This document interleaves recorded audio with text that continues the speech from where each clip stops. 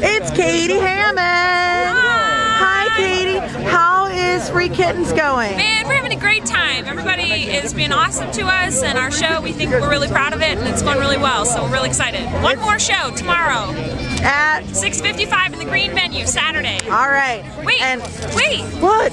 wait. Yeah. Wait, What? Mike, this is what, Mike, I need a postcard. I got it. Oh, look, there's this one.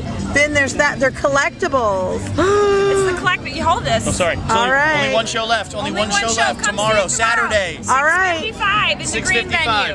All right, Not now 6:40 like you I have said to on my tell phone. me, I'll be right back. Katie, who's your French crush? Well, I'm not gonna lie. There are a lot of hot people in this Amen. in this park, but he's not here now.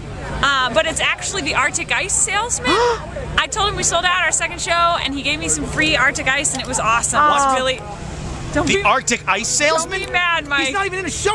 I can. He's not even in a show. I meant. I meant it's Mike Carr. It's Mike Carr from the executive. That's better. That's better.